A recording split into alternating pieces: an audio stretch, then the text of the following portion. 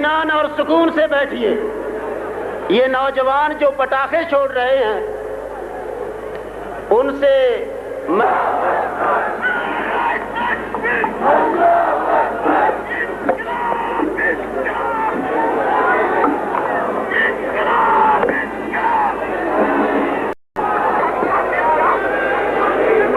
السلام علیکم.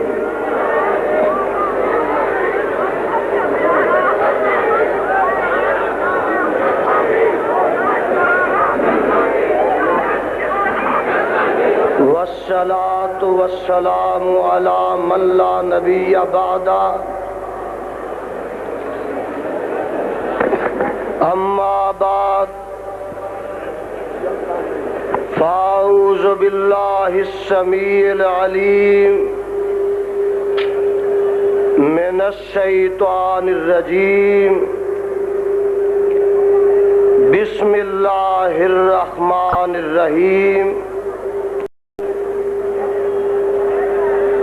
فلا وربک لا یؤمنون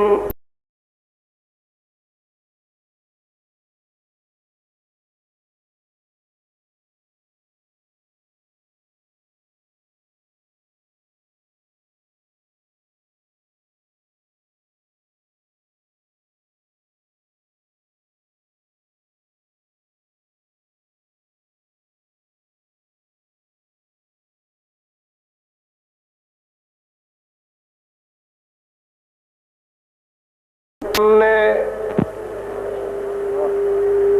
نوع انسان کو غلامی سے چھڑایا. ہم نے تیرے کعبے کو جبینوں سے بسایا. ہم نے اور تیرے قرآن کو سینوں سے لگایا. ہم نے حضرات آج کے دھوبی گھاٹ فیصل آباد کے اس عظیم الشان فقید المثال اور تاریخ ساز جلسہ عام میں میں آپ سے مخاطب ہو کر انتہائی مسرت اور خوشی محسوس کر رہا ہوں. اس جلسہ عام کو میری جمعیت کے جن علماء نے اور اس دھوبی گھاٹ میں ہم سے پہلے فتویٰ فروش آئے ہوں گے، ضمیر فروش آئے ہوں گے. دھوبی گھاٹ آج تجھ میں نہ فتویٰ فروش آئے ہیں نہ ضمیر فروش آئے ہیں. آج تجھ میں آئے ہیں تو سر فروش آئے ہیں.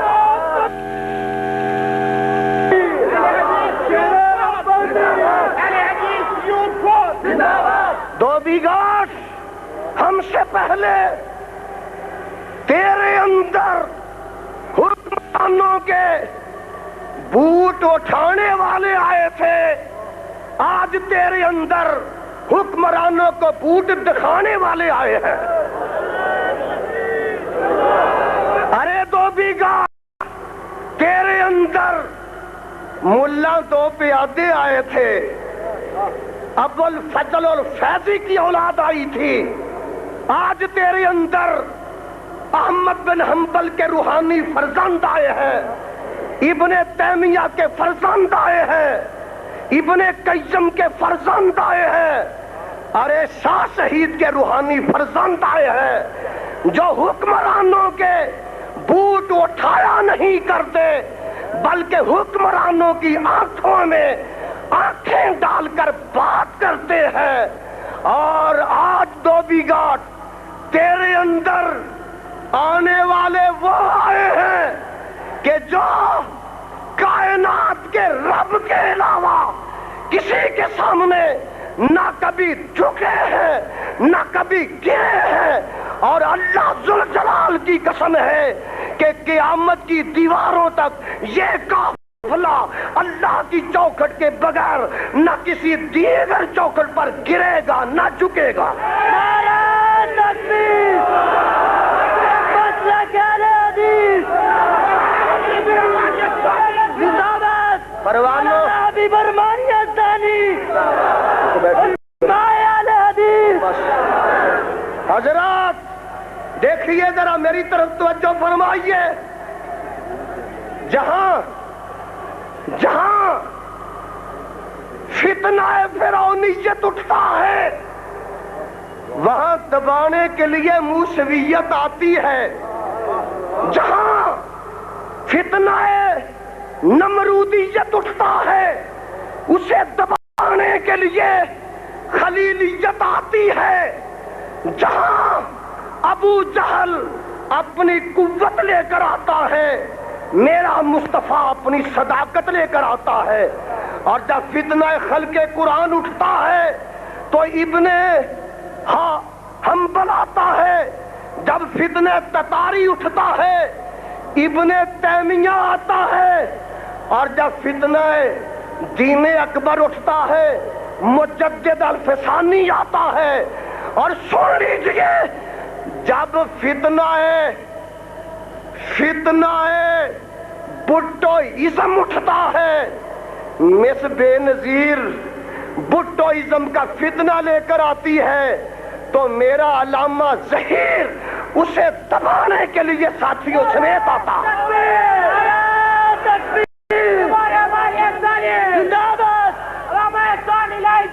زندہ باد۔ صحافیوں تم بھی نوٹ کر لو کہ تم نے مس بے نظیر کی ریلی بھی دیکھی ہے، آج علامہ ظہیر کا ریلا بھی دیکھ لو۔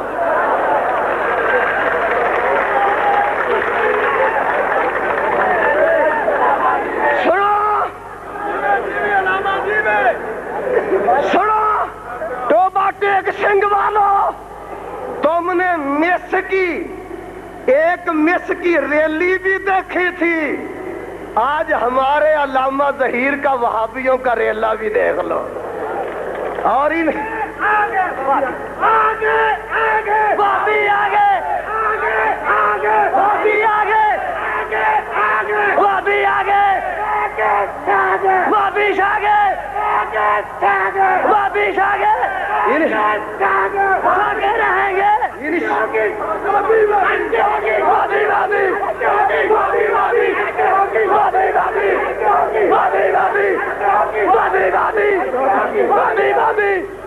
بیٹھیے اب میں یہ ناجتے ہو گئی، چلو ہاں جی میں بتا رہا تھا، بیٹھیے وسیع و عریض میدان میں اللہ کی توحید کے علمبرداروں کا یہ عظیم الشان اجتماع اس لیے منعقد کیا گیا ہے کہ یہ بتایا جائے کہ ہم کہاں ہیں، ملک کہاں ہے اور حکمران کیا کر رہے ہیں۔ سن لیجئے میں ڈنکے کی چوٹ یہ بتا دینا چاہتا ہوں کہ آج پاکستان چاروں طرف سے مسائل میں اور خطرات میں گرا ہوا ہے، ایک طرف ہندو بھارتی ہے، ایک طرف روسی سامراج ہے، ایک طرف امریکی سامراج ہے، اور اندرونی طور پر ایک طرف اس ملک کے بھی دشمن ہیں، اسلام کے بھی دشمن ہیں، ارے جمہوریت کے بھی دشمن ہیں۔ آج ہم نے اس بات کا فیصلہ کرنا ہے کہ ہم نے ان چاروں محاذوں پر ہر دشمن کا مقابلہ کرنا ہے۔ سن لیجئے اس ملک کا نام ہے اسلامیہ جمہوریہ پاکستان۔ کیا نام ہے؟ اسلامیہ جمہوریہ پاکستان۔ میری طرف دیکھیے، ایک اسلام ہے ایک جمہوریت ہے، ایک پاکستان ہے، یہ ہے نام اسلامیہ جمہوریہ پاکستان۔ آئیے میں نشاندہی کرنا چاہتا ہوں کہ اس ملک میں ایک طبقہ اسلام کا دشمن ہے، آج ہم نے اس کی خبر لینی ہے۔ آئیے نمبر 2، ایک طبقہ اس ملک میں جمہوریت کا دشمن ہے، ہم نے اس کی بھی خبر لینی ہے۔ اور ایک طبقہ اس ملک میں پاکستان کا دشمن ہے، ہم نے ان کی بھی خبر لینی ہے۔ جہاں تک اسلام کا تعلق ہے، سابقہ حکمرانوں سے بڑھ کر ضیاء طویل عرصہ میں اسلام کی بجائے گنڈا گردی آئی ہے، مہنگائی آئی ہے، کاروبار کا تعطل آیا ہے، رشوت آئی ہے، سمگلنگ آئی ہے، ہیروئن آئی ہے، اور سن لیجئے ہیروئن آئی ہے اور لائی جا رہی ہے، لوڈ شیڈنگ آئی ہے، قتل عام آیا ہے، ڈاکوؤں کی حکومت آئی ہے، چوروں کی حکومت آئی ہے، سندھ میں ڈاکوؤں کا کی عمارت میں اور آپ کے محبوب قائد کی قیادت میں جو چل نکلا ہے اس وقت تک چین سے نہیں بیٹھے گا جب تک اس ملک میں کتاب و سنت کا پھریرا نہیں لہرا جائے گا۔ جہاں تک جمہوریت کا تعلق ہے، وہاں ضیاء الحق بھی جمہوریت دشمن ہے۔ بولو جمہوریت۔ 8 سال تک مارشاء اللہ رکھا، اب بھی مارشاء اللہ آ رہا ہے، آ رہا ہے، آنے دو گے؟ بولو اور گرج کر بولو، اسلام آباد تک آواز جانی چاہیے، آنے دو گے؟ یہ جو حالات خراب کیے جا رہے ہیں، کراچی میں آگ کے شعلے ہیں، حیدرآباد میں طوفان ہے، کوئٹہ میں کرفیو ہے، پشاور میں بموں کے دھماکے ہیں۔ میں الزام لگاتا ہوں کہ ضیاء الحق خود چاہتا ہے، خود کرواتا ہے تاکہ مارشاء اللہ کے لیے رستہ ہموار کیا جائے۔ ہم مارشاء اللہ اب آنے دیں گے؟ اور سن لیجئے، جہاں ضیاء الحق جمہوریت کا دشمن ہے، وہاں اس کے چاند چمچے بھی جمہوریت کے، جس میں کچھ مولوی بھی شامل ہیں، وہ کہتے ہیں جناب جمہوریت آنی چاہیے، حالانکہ وہ خود پیداوار ہے اسی جمہوریت کی ہے۔ اگر جمہوریت کفر ہے تو وہ اس جمہوریت کی کوکھ سے پیدا شدہ فرزند ہے، بیٹے ہیں۔ میں ان سے پوچھتا ہوں کہ تم جمہوریت کو کفر بھی کہتے ہو، جمہوریت کے ووٹ لے کر ممبری اسمبلی کے ممبر بھی بنتے ہو، یا تمہارا وہ جھوٹ ہے یا یہ جھوٹ ہے؟ ہم تمہارے جھوٹ کی کلی کھول کر رہیں گے اور اس بانڈے کو چوراہے میں توڑ کے رہیں گے۔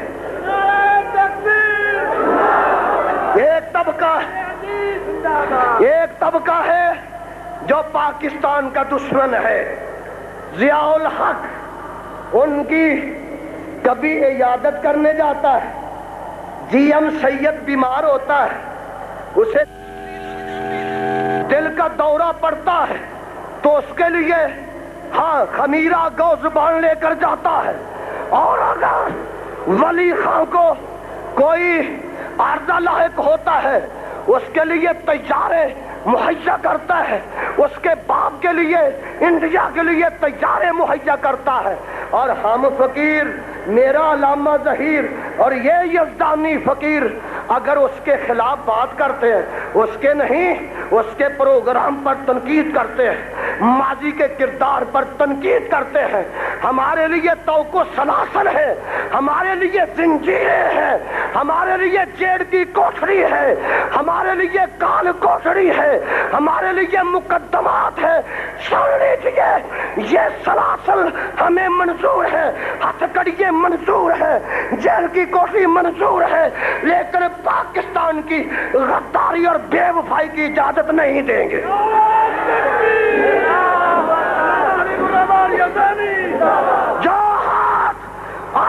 بعد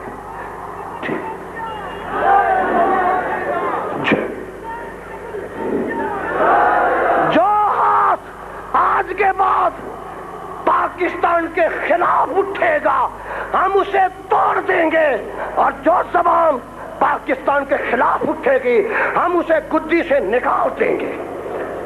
پاکستان ہمارا ہے، اور سنیے اسلام ہمارا ہے۔ اسلام بولو۔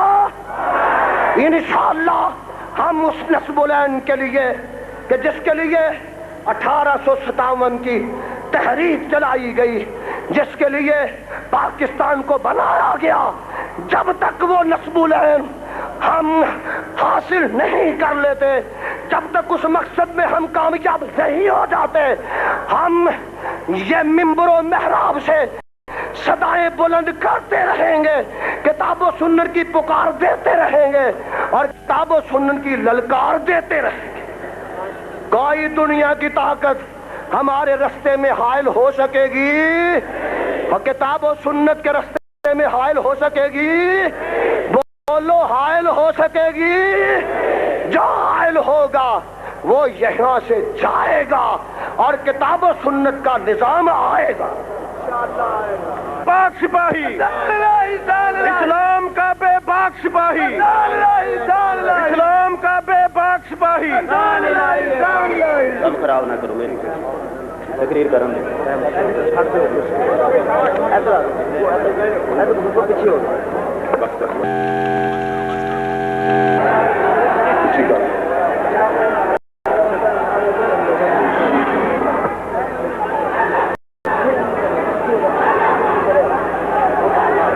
پڑھو انہوں نے کیوں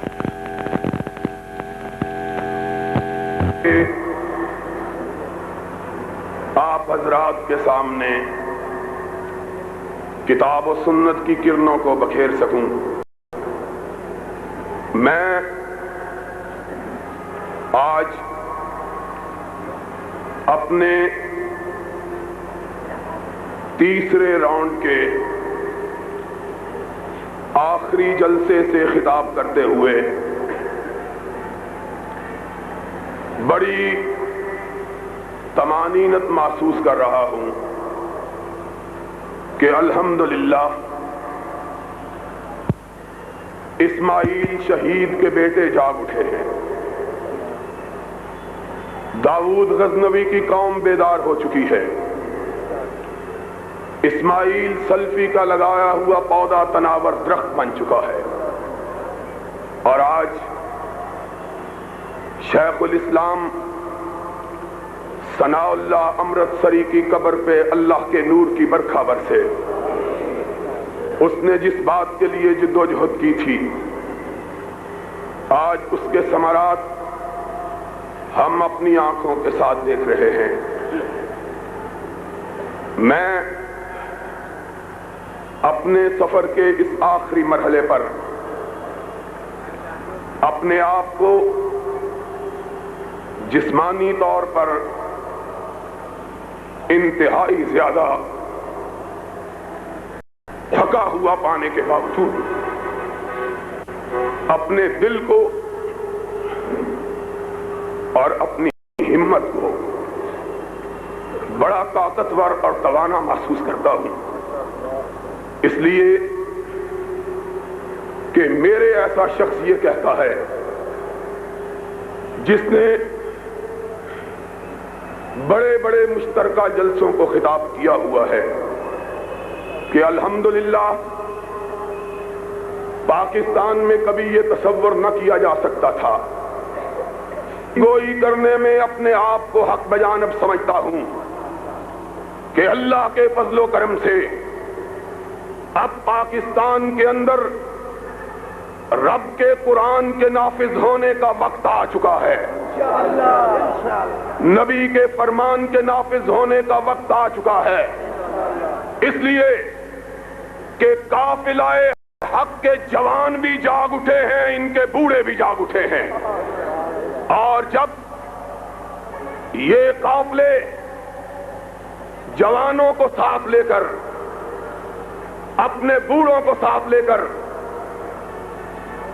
چل پڑتے ہیں تو پھر دنیا کی کوئی طاقت ان کو منزل مراد تک پہنچنے سے نہیں روک سکتی ہے. اور مجھے آج جمعیت کے زیر اہتمام 6 ماہ کے اس مختصر سے وقفے میں 18ویں بڑے جلسہ عام سے خطاب کرتے ہوئے اس بات کا احساس ہو رہا ہے کہ یہ دور اہل حق کا دور ہے. یہ دور کتاب و سنت کا دور ہے. اور اب دنیا کی کوئی طاقت پاکستان کی فضاؤں میں کتاب و سنت کے پرچوں کو بلند ہونے سے نہیں روک سکتی ہے. لوگوں، میں بہت سی باتیں آپ سے کرنا چاہتا ہوں. مجھے اس بات کا شدید احساس ہے کہ اپنے ساتھیوں کا ایک ادنا کارکن ہونے کی وجہ سے اور آپ کی جماعت کے ایک چوکیدار ہونے کی حیثیت سے میری باری ہمیشہ آخر میں آتی ہے. اس لیے وقت کی تنگی کی وجہ سے میں بہت سی باتیں جو اپنے دل میں خیال کر کے آتا ہوں، سوچ کے آتا ہوں کہ کہوں گا، نہیں کہہ سکتا. لیکن پھر اس بات سے اپنے جی کو بہلا لیتا ہوں. میر جمع ہے احباب حال دل کہہ لے، پھر التفات دل دوستاں رہے نہ رہے. اور دھوبی گھاٹ کے اس عظیم الشان اجتماع کو میں مخاطب ہو کے 2-3 بنیادی باتیں سمجھانا چاہتا ہوں. ایک بات شریعت بل کے حوالے سے ہے، دوسری بات پاکستان کے حکمرانوں کے حوالے سے ہے، تیسری بات ہمارے مستقبل کے ارادوں کے بارے میں ہے. آج ہم سے یہ کہا جاتا ہے کہ جمعیت اہل حدیث پاکستان اور خصوصاً احسان الہی ظہیر شریعت بل کی مخالفت کر رہا ہے. میں یہ بات واضح کر دینا چاہتا ہوں، ہم وہ لوگ نہیں ہیں جو کسی کی دھمکیوں سے مرعوب ہو جائیں یا کسی کے پروپیگنڈے سے متاثر ہو جائیں. میں جب آج سے 3 ماہ پیشتر امریکہ کے دورے سے واپس آیا تو مجھ سے لاہور پہنچتے ہی یہ کہا گیا ایک شریعت بل پیش ہوا ہے جس پہ تمام مکاتب فکر نے دستخط کر دیے ہیں، آپ بھی اس کو مان لیں. میں نے کہا میں وہابیوں کا بیٹا ہوں، پڑھے بغیر نہیں مان سکتا. میں نے دیکھا اس میں شک جیم تھی، دال تھی. میں نے کہا میں وہ آدمی ہوں جس کا یہ عقیدہ ہے کہ حضرت امام ابو حنیفہ رحمت اللہ علیہ فقہا میں انتہائی اعلیٰ عرفہ مقام رکھتے ہیں، اور جو شخص ان کی شان میں کسی قسم کی تنقید کرتا ہے، میرا عقیدہ یہ ہے کہ وہ اہل حدیث تو بڑی بات ہے، مسلمان بھی نہیں ہے. لیکن سن لو، اس کے ساتھ ہی میرا عقیدہ یہ ہے کہ کائنات کے اندر اگر معصوم رب نے کسی کو بنایا ہے تو صرف آمنہ کے لال کو بنایا ہے اور کسی کو نہیں بنایا.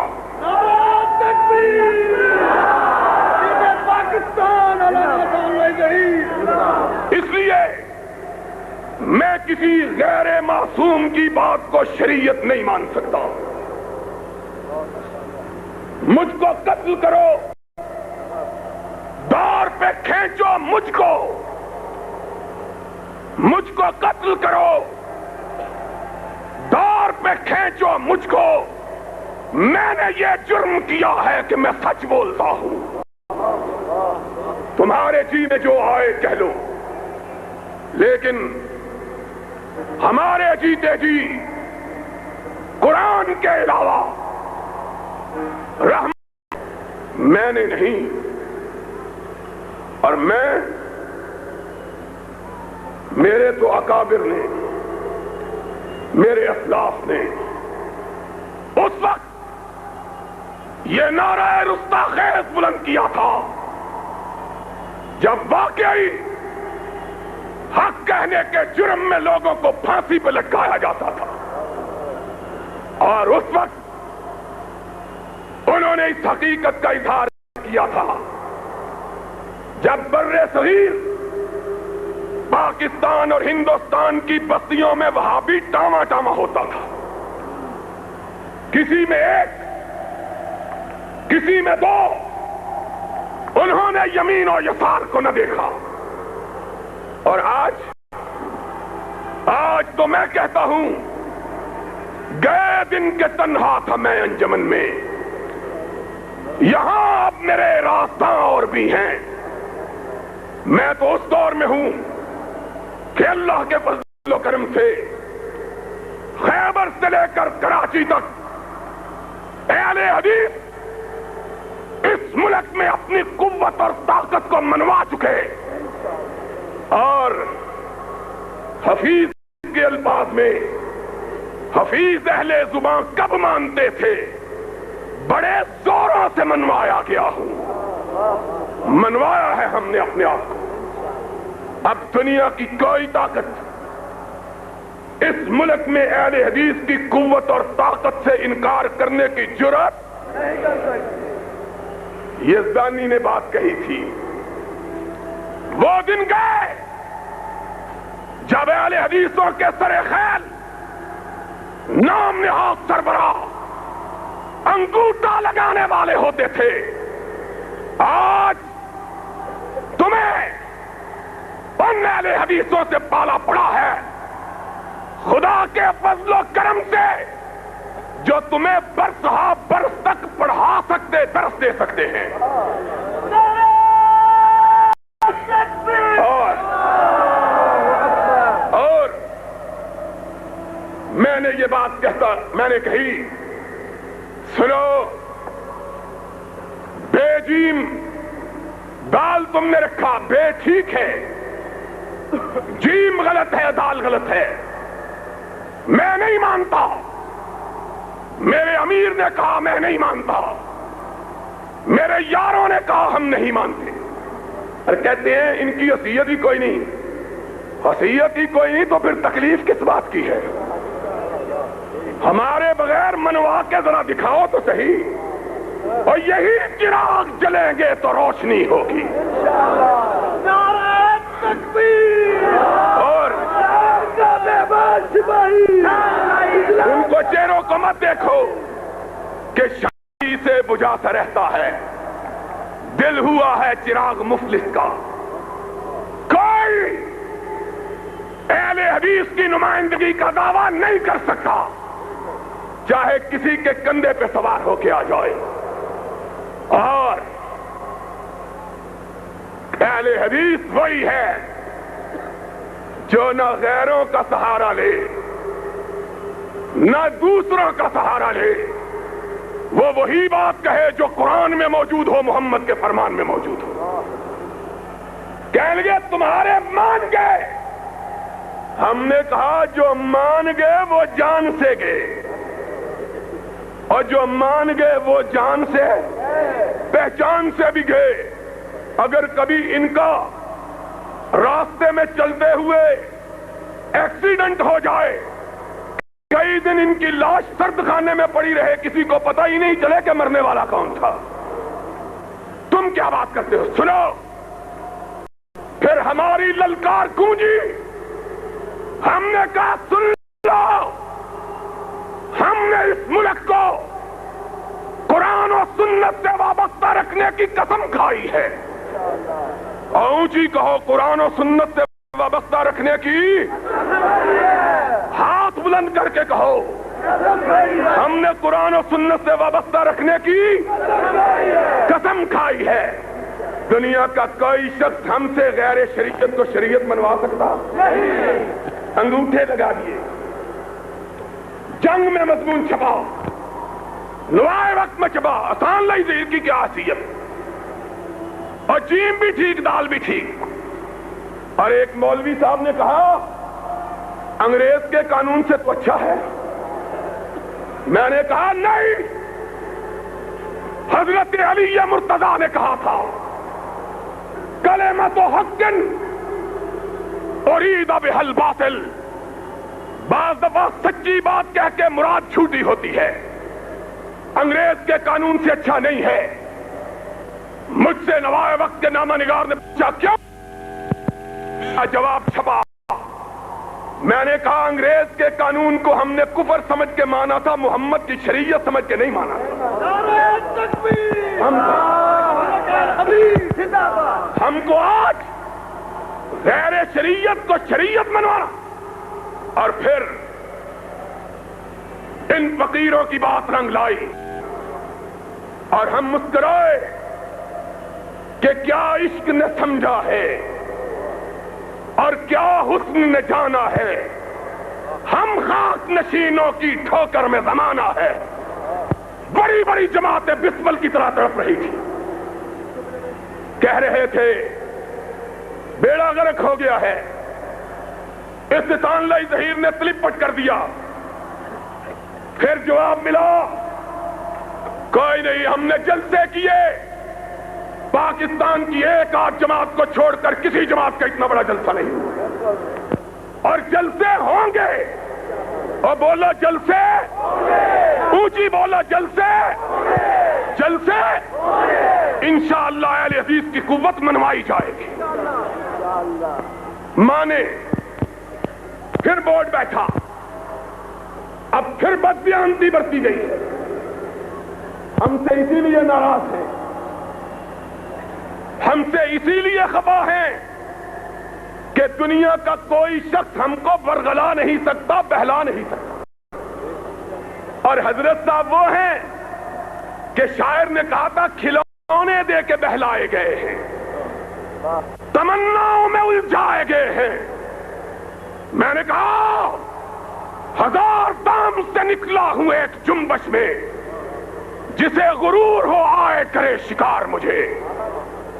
ان پڑھ لوگ بیٹھے, نہ اصول حدیث سے واقف, نہ اصول فقہ سے واقف, اور میری بات کا غصہ نہ کرنا, نہ اصول اسلام سے واقف. وگرنہ لوگوں, اہل حدیثوں تم بھی سنو, اور میرے یار جو میری تقریر سننے آئے ہیں وہ بھی سنے. مجھے بتلاؤ تمہیں کبریا کی قسم ہے, تمہیں ذات خدا کی قسم ہے, اور قرآن و سنت کا معنی بھی کسی کو آتا ہے کہ نہیں؟ اور بولو قرآن کا پتہ ہے کس کو کہتے ہیں, سنت کا پتہ ہے کہ نہیں؟ یہ جید علماء, ان کو قرآن و سنت کا علم نہیں ہے. کیوں؟ نیا ترمیمی بل جو پاس کیا اس میں کیا لکھا؟ اس میں لکھا ہماری یلغار پہ, ہماری للکار پہ, اس میں لکھا شریعت قرآن و سنت کا نام ہے, اور نیچے لکھا توضیح, نیچے لکھا توضیح, وضاحت. اور بتلاؤ قرآن و سنت کا معنی سمجھنے کے لیے وضاحت کی ضرورت ہے؟ بچے کو بھی پتا, جو بچہ مسلمانوں کے گھر پیدا ہوتا ہے اس کو بھی معلوم ہے قرآن کس کو کہتے ہیں, سنت کس کو کہتے ہیں. لیکن لوگ بڑے دل فریب نعرے لے کے آئے, اور جانتے ہیں یہ قوم نعروں پہ بڑی الجھتی اور بڑی جلدی لک جاتی ہے. چیم دال کا بدلہ توضیح کے عنوان سے 1 2 3 4 میں وہی غیر معصوم کی بات کو شریعت بنانے کی سازش کی جو پہلے بل میں موجود تھی. کہا قرآن و سنت کی توضیح کیا ہے؟ قرآن و سنت کے سمجھنے کے لیے خلفائے راشدین کی سنت نمبر 1 ٹھیک ہے, اہل بیت اعظام. کون اہل بیت اعظام؟ شیعوں کو خوش کرنے کے لیے کہا گیا کہ تشریح کے اندر نمبر 2 قرآن سمجھنے کے لیے اہل بیت اعظام کی ضرورت ہے. تیسری بات کہی گئی اجماع امت کی ضرورت ہے. اور جانتے ہو اجماع امت کسے کہتے ہیں؟ اجماع امت نام ہے قومی اسمبلی کے ممبروں کا. یہ ممبر جن بیچاروں کو الف کا نام کوکا بھی نہیں آتا، ان کو کہتے ہیں یہ اگر کوئی چیز کہہ دے تو یہ بھی کتاب و سنت ہے. چوتھی بات وہی کہی جو پہلے کہی تھی کہ مسلمہ فقہا اور مجتہدین کی آراء. اور یارو ایک سادہ سوال سن جاؤ، یہ قرآن و سنت کے ماخذ ہیں، یعنی قرآن و سنت نیچے یہ چیز. اور مجھے بتلاؤ ابو بکر نے قرآن سمجھا ہے کہ نہیں؟ فاروق نے قرآن و سنت کو سمجھا ہے کہ نہیں؟ ذوالنورین نے قرآن و سنت کو سمجھا کہ نہیں؟ علی مرتضیٰ نے قرآن و سنت کو سمجھا کہ؟ اس وقت کون سے فقہا تھے جن کی رائے کی روشنی میں سمجھا تھا؟ بتلاؤ. جاؤ، بس ایک نگاہ پہ ٹھہرا ہے فیصلہ دل کا. اور پھر سن لو میری بات کہ شاید بقید عزیز یہ ساتھ نہ آ سکے.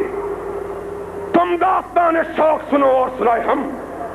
اس غدار سے، رسول اللہ کے اس غدار ضیاء الحق سے اسلام کے نفاذ کا مطالبہ کرتے ہو، جس نے محمد الرسول اللہ سے بے وفائی کی ہے. اور محمد الرسول اللہ صلی اللہ علیہ وسلم اس ملک میں قرآن نافذ کرنے کے لیے آیا، اپنا فرمان نافذ کرنے کے لیے آیا. یہ قرآن و سنت کو مذاق بنانے کے لیے آیا ہے. اس نے کیا کیا؟ اس نے اس ملک میں حدود آرڈیننس نافذ کیا. کہا چوری کی سزا ہاتھ کٹیں گے، زنا کی سنسار ہوگی، شرابی کو درے مارے جائیں گے، تہمت پر سزا ملے گی. اور ظالمات سن لو، اعلان کیا. کتنے بھولے لوگ ہو، اس سے مانتے ہیں شریعت بل، اس سے مانتے ہو. اور وہ مولوی بھی مانتا ہے جو اس صدر کے ہاتھ کو بوسہ دے کے آیا تھا، مانگتا ہے شریعت بل. اس نے اعلان کیا اور کملی والے کے قانون کا مذاق اڑایا. کملی والے نے جب حدود اللہ کو نافذ کیا اور مدینے کی سلطنت میں جرم کوئی باقی نہ رہا. آج پاکستان جرائمستان بن چکا ہے. ضیاء الحق نے اس ملک کی جڑوں کو کھوکھلا کر دیا ہے. کوئی قانون نہیں، غنڈہ گردی اور چیزیں. لیکن ذرا حدود کی داستان سنو. سب سے بڑی حد ہے زنا کی، بے شرمی کی انتہا. اور سی آئی ڈی والوں لکھو، اپنے آقا کو جا کے سناؤ. نعرہ تکبیر! علامہ حسن لائیوی جاؤ اس کو جا کے سناؤ. تو جھوٹا تھا، بددیانت تھا. زنا کی سزا مقرر کی، زنا کے اڈے کھلے رکھے. سارے ملک میں گناہ کے بازاروں کو لائسنس حاصل ہے.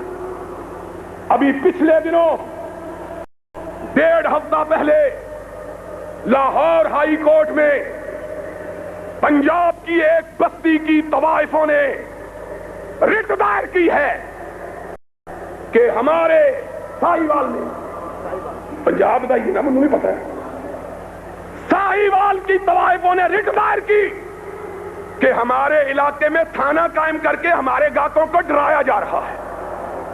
ہائی کورٹ نے ان کی رٹ قبول کی. کیوں؟ اس لیے کہ اس منافق نے نام اور لیا، کام اور کیا۔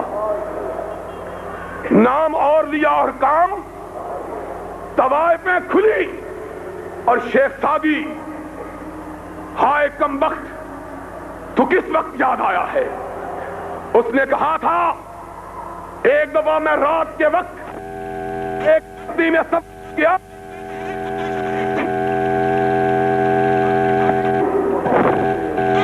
بری ہوئی، میں اجنبی گزرا، کتے مجھ کو کاٹنے کے لیے دوڑے، میں نے پتھر اٹھانا چاہا، پتھر نے زمین کا ساتھ چھوڑنے سے انکار کر دیا۔ کہنے لگے شیخ سعدی اللہ تیری عجب قدرت، یہ عجیب بستی کہ کتے کھلے ہوئے پتھر بندھے ہوئے، کتے کھلے ہوئے اور پتھر۔ طوائفوں کو اجازت ہے، زنا کی سزا مقرر ہے۔ سبحان اللہ۔ شراب قومی اسمبلی کے اندر اس ضیاء الحق کے وزیر پیداوار نے اعلان کیا کہ ضیاء الحق کی حکومت میں سن 86 کے اندر پاکستان میں اتنی شراب پیدا ہوئی ہے جتنی 39 سال میں کبھی نہیں بنائی گئی، اور جتنی 39 سال میں کبھی۔ میرے آقا نے کیا کہا تھا؟ منافق کی 3 نشانیاں، اذا حدث کذب، جب بات کرتا ہے تو جھوٹ بولتا ہے، جب وعدہ کرتا ہے تو وعدے کی، اس نے تو کعبے کا غلاف تھام کے وعدہ کیا تھا۔ 90 دن، اب 9 سال بھی گزر گئے، اب بھی ہماری جان چھوڑنے کے لیے تیار۔ پھر اس نے کیا کیا؟ زکات و عشر کا قانون نافذ کیا، پتہ ہے کہ نہیں؟ اس قانون کو سرکاری اور درباری ملاؤں کے خریدنے کے لیے وقف کیا۔ آج میری مسجد کا مدرسہ، ایک حیرت کی بات سن لو، دھیان سے، سارے ملک کے مدرسوں کو گرانٹ ملتی تھی، میری اپنی مسجد تو ہے نہیں، میرے باپ کی نہیں، میرے دادا کی نہیں، میں تو وہاں جمعہ بھی مفت پڑھاتا ہوں، وہاں 80,000 روپیہ سالانہ دیتے تھے۔ جب پتا چلا امیر المومنین کو کہ یہ احسان اللہ ظہیر کی مسجد ہے، کہنے لگا زکات بند کر دو مدرسے کی، یا اس کو کہو حق کہنا چھوڑ دے۔ اور میں نے کہا جاہل، اور تجھ کو سمجھ ہی نہیں آئی، تو نے ہم کو جانا ہی نہیں۔ کعبے کے رب کی قسم، یہ 80,000 کیا ہے؟ 80 لاکھ ہو، 80 کروڑ ہو، 80 ارب ایک طرف ہو، محمد کی بات ایک طرف ہو، میں 80 ارب کو اپنے بوٹ کی ٹھوکر پہ رکھوں گا۔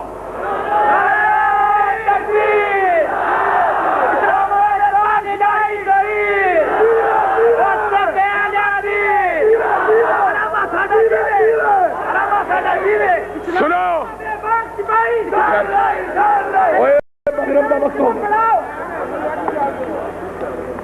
80,000 میر صاحب میرے مدرسے کے منتظم آئے، میں نے ان کو کہا ضیاء الحق کہتے ہیں 80,000 کے بدلے میں حق کہنا چھوڑ دو، اس کو کہو احسان اللہ ظہیر جمعیت اہل حدیث سے تمہیں چندہ کر کے 80 لاکھ دے دیتا ہے، تو ہماری جان چھوڑ دے، ہم سے لے لو، ہم سے لے لو 80 لاکھ، ہماری ہماری جان چھوڑ دو۔ اس نے یہ حشر کیا، اپنے ہواری ملا ایک مدرسے کو 3 لاکھ روپے ایڈ دی۔ میں نے کہا اس میں تو ایک بچہ بھی نہیں پڑھتا، کہنے لگا میں خود دیکھ کے آیا ہوں، اس میں بڑے بچے تھے۔ میں نے کہا کن کے بچے تھے؟ کہنے لگے محلے والوں کے۔ میں نے کہا پھر ان کو کیوں دیتے ہو؟ کہنے لگے جی صدر صاحب دے حمایتی جو نے، صدر صاحب ہر چوتھے دن تعویذ ان سے لیا کرتے ہیں۔ سن لو، تم نے یہ ظلم کیا، زکات نافذ کی، لوگوں کو باجماعت دھکیلا ایک فرقے کی طرف۔ الحمدللہ ہمارے جلسے ہر قسم کی فرقہ واری سے، آلودگی سے پاک رہتے ہیں۔ میں نام نہیں لیتا، اس نے لوگوں کو باجماعت اس فرقے کی طرف بھیجا۔ کیوں؟ کہنے لگا وہ لکھ دو کہ میں یہ ہوں، تم زکات سے مستثنا ہو جاؤ گے۔ میں نے اسلام آباد میں تقریر کرتے ہوئے کہا، میں نے کہا ضیاء الحق قیامت کا دن ہوگا، اماں عائشہ کا ہاتھ ہوگا، تیرا گریبان ہوگا۔ اماں عائشہ کہے گی تو اپنے اقتدار کے لیے میرے بابا کو گالیاں دلواتا رہا ہے، لوگوں کو اس مخصوص فرقے کی طرف لوگوں، اس نے اسلام کو رسوا کیا، اس نے ملک کے قانون کو رسوا کیا، اور تو اور اس نے مارشل لا کو بھی بدنام کیا۔ اتنے نیک بخت ہیں جدھر ان کا قدم جاتا ہے بدنامی ہی بدنامی آتی ہے۔ اور سن لو، اللہ کے فضل و کرم سے اہل حدیث اب جاگ پڑے ہیں، اور بولو اہل حدیث اب جاگ پڑے ہیں، اہل حدیث اب جاگ پڑے ہیں۔ ان جیسے غداروں سے دھوکہ کھا سکتے اور ان جیسے بے وفا سے دھوکہ کھا سکتے، اب ہم لڑیں گے اللہ کے قرآن کے لیے، اور بولو لڑیں گے اللہ کے، اٹھ کے بولو، اٹھ کے بولو، لڑیں گے اللہ کے، لڑیں گے لوگ قرآن، محمد کا فرمان، اور صدر ضیاء کو یہاں سے بھگائیں گے۔